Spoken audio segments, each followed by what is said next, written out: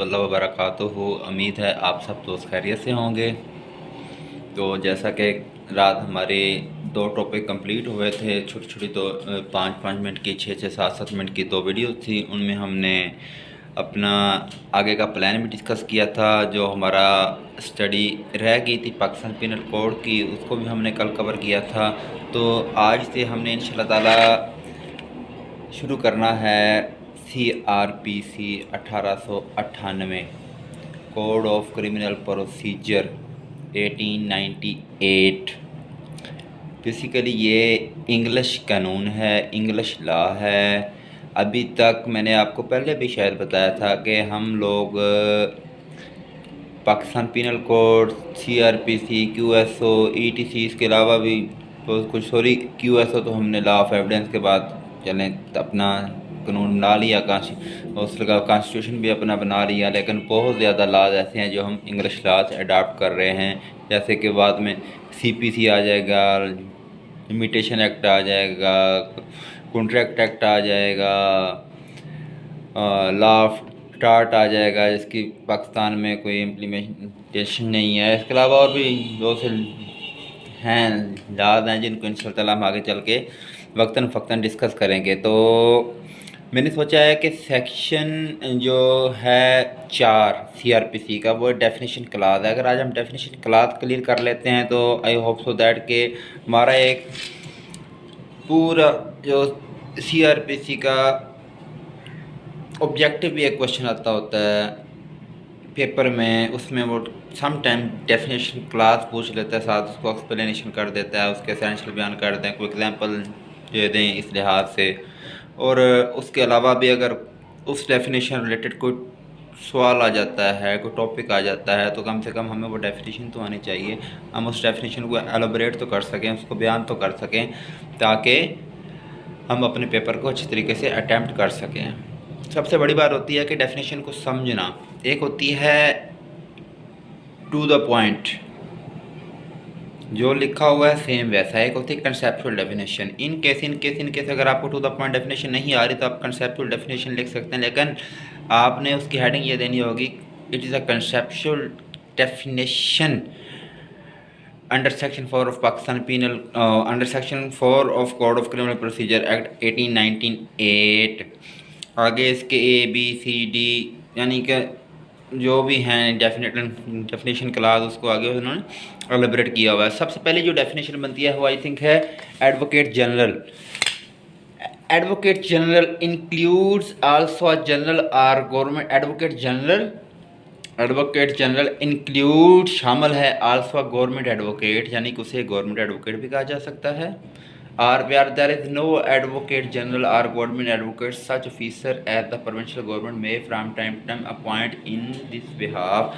अगर कुछ मुकामात पर कोर्ट्स में एडवोकेट जनरल की सीट खाली है, वहाँ पे कोई और बंदा काम करेगा, और वो भी परमिशन किसके, प्रोविंशियल गवर्नमेंट की परमिशन से, प्रोविंस सूबाई गवर्नमेंट, ठीक है। यानी कि उस प्रोविंस के अंदर कोई भी बंदा सूबाई गवर्नमेंट का अपॉइंट किया जा सकता है एडवोकेट जनरल के तहत। एडवोकेट जनरल की एक डेफिनेशन और भी आई थी, ये एक केस लाया है, मैं आपको पढ़ के सुनाता हूँ। The definition of advocate general given in the criminal procedure code 1898 was for the purpose of the said code and proceeding conducted in accordance therewith 1997 MLD 307। यानी ये एक अपना केस ला था, इसमें थोड़ा सा उन्होंने एलिब्रेट किया हुआ है एडवोकेट जनरल के बारे में। एडवोकेट जनरल के बारे में उन्होंने एलिब्रेट किया हुआ है। उसके बाद हम चलते हैं आगे पॉइंट B पर, bailable offences and non bailable offences. कौन से ऑफेंसेस बेलेबल हैं, कौन से ऑफेंसेस नॉन बेलेबल हैं, ये जब हम पूरा टॉपिक पढ़ेंगे उस वक्त हमें मज़ीद क्लियर डिस्कस करेंगे, तब जाकर हमारा ये क्लियर इंशाल्लाह ताला हो जाएगा। अभी मैं आपको जैसे इसकी डेफिनेशन बताता हूँ। Bailable offences mean an offence shown as liable in the second schedule. यानी कि बेलेबल ऑफेंसेस वो हैं जो सेकंड शेड्यूल में बता दिए गए हैं, जो शो है वहाँ पर। or which is made bailable by any other law for the time being in force, and non bailable offences means any other offences। यानी कि bailable offences से हट कर जितने भी offences हैं they are all non bailable offences। I think clear। इसकी एक साइटेशन भी है bailable offences की। साइटेशन कुछ इस तरह से है, bailable offences to be basically those in which state does not desire custody of accused pending disposal of their cases, whereas non bailable offences to the both where such custody to be desired on grounds of public policy such as to ensure fair और to prevent possibility of commission of further offence. PLJ 1987 CRC Lahore page 266। अगर आप इसको पढ़ेंगे तो मेरा ख्याल है कि आपको बेलेबल ऑफेंस का काफ़ी हद तक क्लियर हो जाएगा। इस पूरी अथॉरिटी को पढ़ना है, ये सिर्फ 3-4 लाइनें हैं, 3-4 लाइनों में नहीं। अगर आपने बेलेबल ऑफेंसेस के बारे में पढ़ना है तो आप इस पूरी अथॉरिटी को पढ़ें। इसके ऊपर और भी बहुत ज़्यादा अथॉरिटीज़ अब तो आ चुकी होंगी, और इंशाल्लाह ताला मैं जब कोशिश करेंगे हम टॉपिक पर आएंगे तो इस पर मैं आपको 20 अथॉरिटीज़ प्रोवाइड कर दूँगा इंशाल्लाह ताला, अल्लाह खैर करेगा। उसके बाद जनाब आता है नंबर 3 पे चार्ज पे अलग से एक टॉपिक आता है, चार्ज पे अलग से एक क्वेश्चन आता है और बहुत दफ़ा अब तक आ भी चुका हुआ है। चार्ज की डेफिनेशन क्या कहता है? Law charge includes any head of charge when the charge contain more heads than one. जब एक से ज़्यादा किसी बंदे पे चार्ज लगे होंगे तो उस वक़्त क्या किया जाएगा? मोर देन वन हेड, जो सबसे बड़ा हेड होगा उसे चार्ज उस पर लगाया जाएगा। इसको जब हम स्टडी के तौर पे आएंगे ना, इस पूरे टॉपिक को, चार्ज का पूरा टॉपिक है, इसको डिस्कस करेंगे तो आपको ये क्लियर हो जाएगा।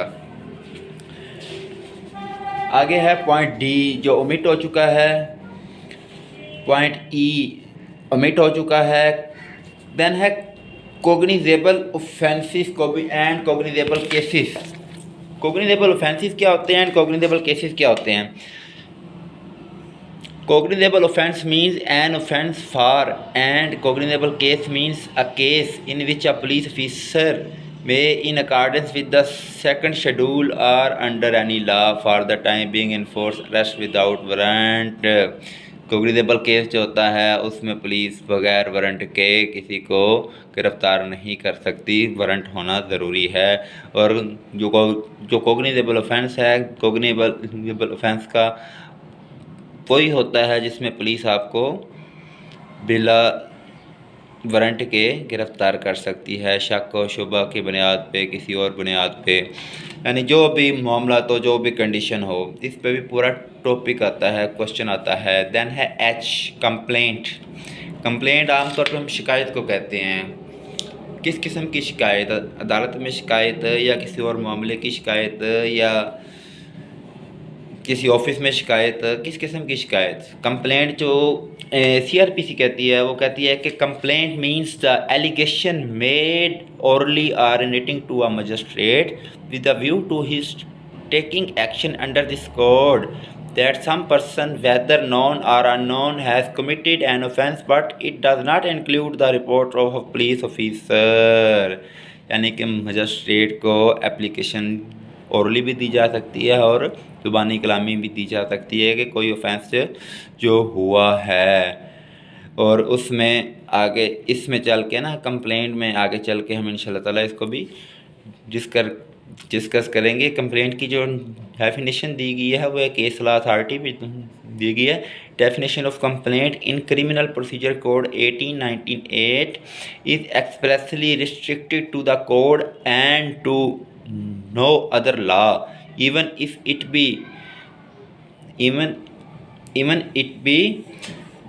partaking of the subject covered by the CRPC PLD 1995 Lahore page number 1। जी ये भी डेफिनेशन की अथॉरिटी थी। आगे हम पढ़ते हैं आई ओमिट हो चुका है, ख़त्म हो चुका है। आगे जे पढ़ते हैं हाई कोर्ट। हाई कोर्ट क्या होती है? हर प्रोविंस में एक हाई कोर्ट का होना ज़रूरी है, हर प्रोविंस में एक हाई कोर्ट होती है। तो जो इसकी जो डेफिनेशन है उसके बारे में आपको बता रहा हूँ थोड़ा सा। High court means the highest court of the criminal appeal और रिवीजन फॉर अ प्रोविंस, यानी जिसमें क्रिमिनल अपील और रिवीजन की जा सकती है। वह तो उसके अलावा और भी बहुत से मामला तो हाई कोर्ट में होते हैं, सिर्फ इतना कुछ ही नहीं होता।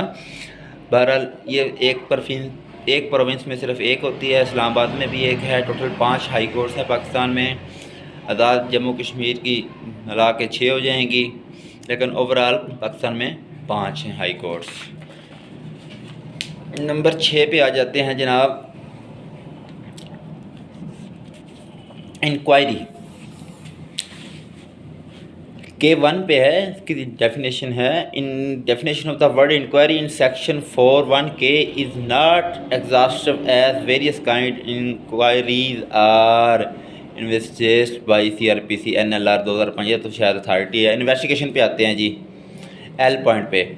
Investigation include all the proceeding under the code for the collection of evidence conducted by a police officer और by any other person other than a magistrate who is authorised by a magistrate in this behalf. जो investigation होती है वो police officer भी कर सकता है, और जो कोर्ट का मजिस्ट्रेट होता है वो इन्वेस्टिगेशन खुद भी कर सकता है, या वो अपने बिहाफ पे किसी बंदे की ड्यूटी लगा रहता, वो इस केस को इन्वेस्टिगेशन करता है, अगर पुलिस वाले उसको सही तरीके से इन्वेस्टिगेशन नहीं कर रहे। लेकिन खैर अब तो बहुत ज़्यादा अमेंडमेंट हो चुकी है। पहले पुलिस के पास आपको जाना पड़ता है, फिर आपको DPO के पास जाना पड़ता है, DSP के पास, RPO के पास, यानी कि बहुत लंबा प्रोसीजर है। फिर आप जाके कोर्ट में रिट फाइल करते हैं। इसको आगे हम इंशाल्लाह ताला डिस्कस करेंगे तो आपको क्लियर हो जाएगा।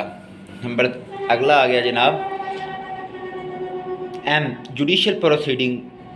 ऐसी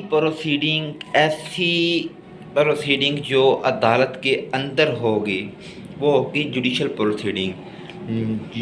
एक होती है जुडिशल प्रोसीडिंग, एक होती है नॉन जुडिशल प्रोसीडिंग। जो नॉन जुडिशल प्रोसीडिंग होती है वो अदालत के अंदर नहीं होती।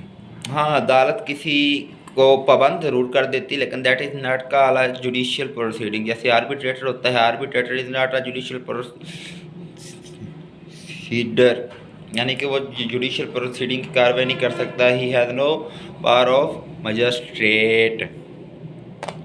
आगे आ गया जनाब MA, magistrate.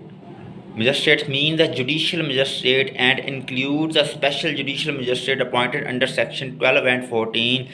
Section 12 and Section 14 के तहत मजिस्ट्रेट की अपॉइंटमेंट होती है, और मजिस्ट्रेट शामिल हो सकता है, स्पेशल जुडिशियल मजिस्ट्रेट भी हो सकता है, मजिस्ट्रेट भी हो सकता है। इसको सेक्शन 12 एंड सेक्शन 14 में उन्होंने एलोबरेट डिटेल से किया हुआ है। इंशाल्लाह ताला इसको भी हम जल्द डिस्कस करेंगे।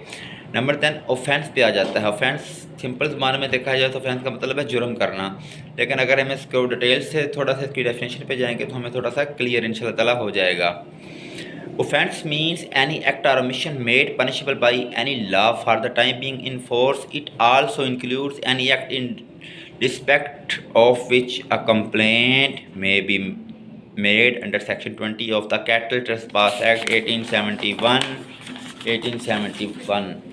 नहीं जी, ये हो गया हमारा ऑफेंस।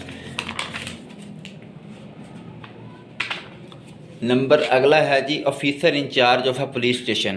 पुलिस स्टेशन का कोई भी ऑफिसर इंचार्ज जो हो सकता है, इसकी डेफिनेशन क्या है? सबसे पहले तो SHO का होना, मैं आपको सिंपल वर्ड में बताता हूँ। SHO का होना ज़रूरी है। SHO के बाद अगर कोई SHO नहीं है तो उससे छोटे रैंक का कौन होगा? सब इंस्पेक्टर होगा। सब इंस्पेक्टर भी नहीं है तो फिर उससे छोटे रैंक का कौन होगा? ASI होगा। ASI भी नहीं है तो फिर आई थिंक कांस्टेबल के पास आखिरी शायद अख्तियारात हैं, वो इस चीज़ को, यानी कि उस वक़्त जब कोई भी थाने में मौजूद नहीं होगा तो उसे हेड सवर किया जाएगा। Officer in charge of a police station. Officer in charge of a police station includes when the officer in charge of the police station is absent from the station house और unable from illness or other cause to perform his duties. The police officer present at the station house who is next in rank to such officer and is above the rank of constable, or when the provincial government so directs any other police officer so present, या provincial government कोई और police officer भी वहाँ पे मुकर्रर कर सकती है। इसके आगे आ गया जी प्लेस। प्लेस क्या होता है? प्लेस इंक्लूड्स आल्सो हाउस, कोई घर भी हो सकता है, बिल्डिंग भी हो सकती है, टेंट भी हो सकता है, एंड वेसल भी हो सकता है। प्लीडर, प्लीडर होता है बयान करने वाला, जैसे अटार्नी हो सकता है, कोई और बंदा हो सकता है जो आपको कोर्ट में प्लीड करता है। एडवोकेट को भी आप एज ए प्लीडर भी कहा जा सकता है। पुलिस स्टेशन, पुलिस स्टेशन वो होता है जहाँ पे जितने भी क्राइम होते हैं उनकी, ये एक सरकारी इदारा होता है जहाँ पे कितने भी उस एरिए के थाने की हदूद में, उसकी जुरिस्डिक्शन में कितने भी क्राइम होते हैं, वहाँ पर एक पुलिस स्टेशन की हद मुकर्रर होती है, that is called a police station. ये हर सिटी में एक तो लाजमी होता है, 2-3 भी होते हैं, 4 भी होते हैं अक्सर का। जो बहुत बड़े शहर हैं उनमें बहुत ज़्यादा हैं, लाहौर में आई थिंक 100 से ऊपर हैं। आगे आ गया जी पब्लिक प्रोसिक्यूटर। पब्लिक प्रोसिक्यूटर को हम एडीपीपी भी कहते हैं, जो कोर्ट में स्टेट की तरफ से अपीयर होता है और उसके पास अख्तियारात भी होते हैं कि वो एफआईआर में किन पॉइंट्स को ऐड करना चाहता है, किन पॉइंट्स को रद्द करना चाहता है। खैर इसको आगे जाके इंशाल्लाह डिस्कस करेंगे तो आपको मज़ीद क्लियर हो जाएगा। आगे आ गया जी subdivision. Subdivision means the subdivision of a district. Subdivision में क्या आता है? डिस्ट्रिक्ट आता है। इसका अगला पॉइंट वी ओमिट हो चुका है, point 2 nothing else. I think all definition are clear. लें जी, हमारा अब तक जो आज का हुआ है वो अल्हम्दुलिल्लाह, शुक्र अल्लाह पाक का, हमारी डेफिनेशन क्लास क्लियर हो चुकी है सीआरपीसी की, और होप सो दैट आप लोगों को समझ आ गई होगी। अगर आप एक दफ़ा अपनी बुक उठा के, या अगर आपके पास अभी बुक नहीं है, बुक उठा नहीं सकते, अगर आपके पास टाइम हो, काइंडली मेरी इस वीडियो को अच्छे से सुन लें और एक दफ़ा अपने मोबाइल से बेशक सीआरपीसी, अगर किसी दोस्त के पास मोबाइल में सीआरपीसी ऑलरेडी डाउनलोड है तो ठीक है, अदरवाइज़ आप बिल्कुल कोई परेशानी की बात नहीं है, आप यूट्यूब पे जाएं, बेशक आप गूगल पे जाएं, जाके आप सीआरपीसी लिखें, सीआरपीसी आप जैसे लिखेंगे उसका सीआरपीसी ओपन हो जाएगी, उसको आप बेशक डाउनलोड कर लें। अगर डाउनलोड नहीं करना तो ऑनलाइन स्टडी कर लें। ऑनलाइन अगर आप देखेंगे तो जो डेफिनेशन क्लास मैंने आपको पढ़ाई है इंशाल्लाह ताला इसमें कोई कमी कोताही नहीं होगी। बाकी इंशाल्लाह ताला हम अपना अगला टॉपिक कल डिस्कस करेंगे। अगले टॉपिक में हम फर्स्ट 3 सेक्शन और 5th सेक्शन इंशाल्लाह ताला कंप्लीट करेंगे। होप सो दैट जितनी जल्दी, मेरी कोशिश होती है कि हम जितनी जल्दी आगे चलें, क्योंकि आगे एडीपीपी के एग्ज़ाम आ रहे हैं और मैं चाहता हूं कि एग्ज़ाम से पहले हम काफ़ी सारा सिलेबस, जितना मेरी कोशिश है कि आप लोगों को मैं करवा सकूं। बाकी आगे तो अल्लाह पाक की रज़ा होती है, जो अल्लाह कहता है होता तो वही है, इंसान सिर्फ कोशिश कर सकता है। लेकिन जी इंशाल्लाह ताला कल मुलाकात होती है इंशाल्लाह ताला अगली वीडियो के साथ, और मैं पूरी कोशिश करूँगा कि कल तक अगला जो हमारा लेक्चर है उसको मैं प्रिपेयर कर लूँ। तो कल तक के लिए इजाज़त। अस्सलाम वालेकुम, अल्लाह हाफिज़, पाकिस्तान जिंदाबाद।